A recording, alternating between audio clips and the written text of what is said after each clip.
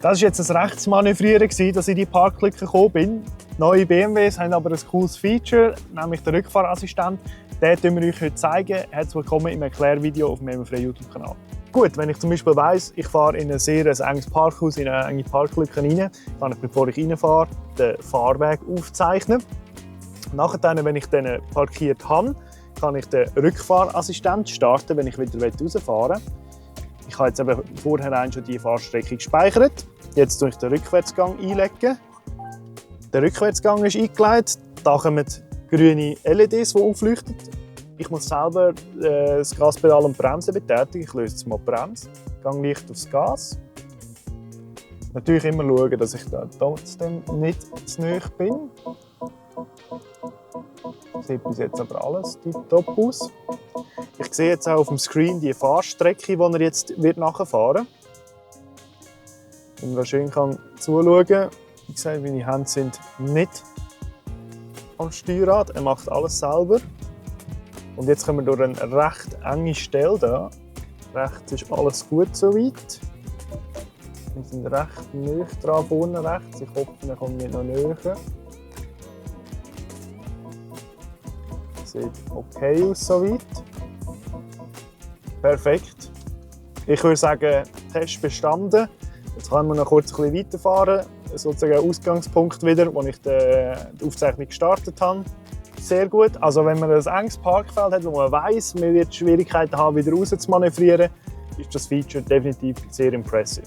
Ich bin jetzt am Start von dieser schwierigen Strecke, die ich aufzeichnen will. Um in das Menü zu kommen, drücke ich auf den Parkassistent-Knopf. Auf der rechten Seite habe ich dann eben aufgezeichnete Fahrwege, die ich schon gemacht habe, anzeigen, den Rückwärtsfahrassistent starten oder eben eine neue Fahrstrecke aufzeichnen.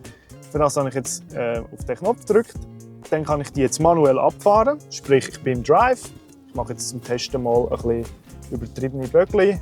Das jetzt zum Beispiel wäre, wenn man in ein Parkhaus fährt oder eine enge Strecke irgendwie zu einem Haus macht. Dann wäre ich jetzt angekommen, drücke auf Aufzeichnung speichern. Jetzt haben wir schon 5 Fahrwege einprogrammiert, ich kann eine löschen, ich kann bis zu 5 speichern. Ich habe jetzt die überschrieben, die als neue Strecke 5 aufzeichnen. Nachher, wenn ich jetzt wieder ins Auto einsteige zum Beispiel, oder an dem Ort angekommen bin, den ich schon kenne, kann ich den Rückfahrassistent starten. Jetzt wieder genau die Strecke abfahren, wo ich schon hergekommen bin. Genau wie wir es vorher schon demonstriert haben.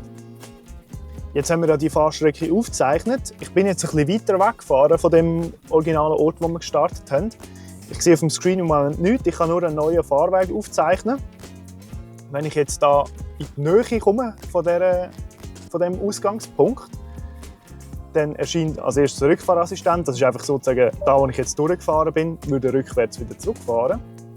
Jetzt sehe ich da den aufgezeichneten Fahrweg 5. Wenn ich nachher zurückfahre, sollte wieder der letzte kommen, den wir hatten.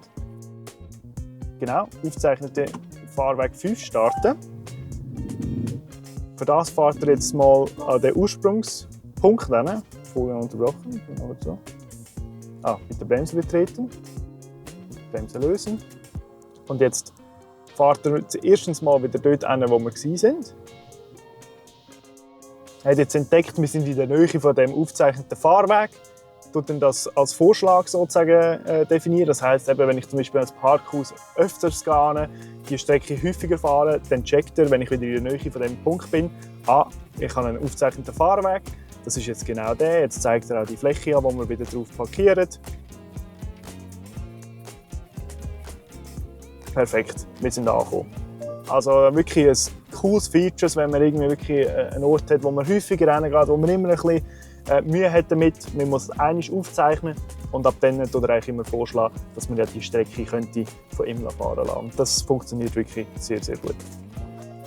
Definitiv ein mega cooles und innovatives Feature. Hast du einen Ort, wo du so ein Feature auch gerne brauchen würdest? Schreib es doch in die Kommentare. Gib dem Video ein Like, wenn das hilfreich war für dich. Abonniere den Kanal und schau nächste Woche wieder rein bei einem neuen ML-freien YouTube-Video.